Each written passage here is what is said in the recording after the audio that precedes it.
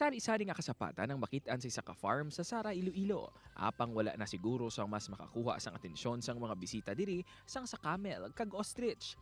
Kasapatan nga panalagsahon gid lang ang makitaan diri sa pungsod Pilipinas. Sa lugar nga lain ang tiyempo sa ilagin halinan, paano ba lang pag-atipan sa sini nga kasapatan? Paano bala sila ginaproteheran subo nga pwede sila palapitan sang mga tawo ang gusto maka-eksperyensya nga mas malapit sa ila? Mga kapuso, makupunta sa mga aga ang animal farm owner nga si Dennis Carecle. Sir Dennis, good morning. Good morning, Atty. Firstly, saan nag-umpisa ining Ranger Farm, no? Among all ventures nga, amo ni gid ang patukod nimo, Sir Dennis. Una, Atty. Explain ko anay sa Ranger Farm kung nga nag-create siya nga Ranger Farm. Una ini siya, kasi sang una, for the information gali sang tanan, ako ay isa ka retired nga army, colonel ang ranggo. Then sa kung nasa serbisyo pa kami ay mga graduate ng Scout Ranger upod sa akon nga mga tawo. Kaya 2017, nasa serbisyo pa kami, nag-istorya na kami magpatindog para pag mag-retire kami, may trabaho kami. Hasta nga na-create namon ang Ranger Farm, kaya ginpangalanan siya nga Ranger Farm tungod ang nagabuo sini is a grupo sa mga retired soldiers kag Scout Ranger graduates. 2017, ginumpisahan namon siya, nag-alaga kami anay sing baka, kag kanding, kag mga manok. So mga barely 3 to 4 years pa lang ning inyong umandira. Di ni siya located, Sir Dennis? Located ang Ranger Farm sa Barangay Castor, Sara, Iloilo. Almost 3 years pa lang siya mula Astasbong.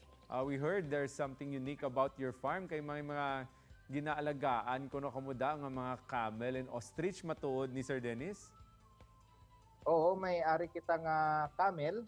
Ining camel ta, na-acquired naton ini sa aton nga mga amigo. Ini siyang camel is originated ini siya sa Australia. Then may ara kita nga ostrich. May mga buaya man kita. May ara din kita nga mga peacocks, mga kabayo. Amo nang madamo kita sang iban pa nga mga hayop, may mga gagmay nga mga kispis, animals nga iban, ara sa ato na farm makikita ninyo.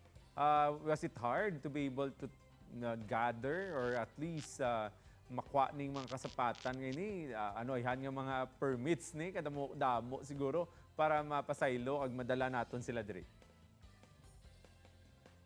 Oo, may permit kita. Ang aton nga mga grupo, may mga grupo kitang may permit na sila sa bahay, katulad sang camel sina. From Australia nga siling naton. Hindi mo na sa madala diri kung wala kasing transport permit. Amo man ang mga ostrich, hindi mo na di sa madala sa aton kung wala kita sa transport permit. Kaya kita may mga license naman. Tapos nakakonect na rin kita sa DOT, Department of Tourism, kaya naging tourism accredited na rin ang aton nga farm. I'll give you the chance, Sir Dennis, to invite ang aton mga kapuso all over Western Visayas na kantuan man ang Ranger Farm and experience ang inyo mga gina-offer da nga mga facility, services, kag syempre aton man makita ng mga kasapatan nga inyo ginapangalaga da. Gina-invite namon kamo dire sa Ranger Farm. Dire sa Ranger Farm, dire ka lang maka-experience ang aton nga mga interact with the wild animals. Kung may mga bakante kamo, lalo nga kaming ang summer, social kamo sa Ranger Farm, kay welcome man kamo sa amon dire. Madamo gid sa salamat. Salamat, Sir Dennis, no, sa tion ginhatag mo sa amon. Dugang nga impormasyon kag good vibes sa pagbalik sang GMA Regional TV Early Edition. Ini ang GMA Regional TV Early Edition.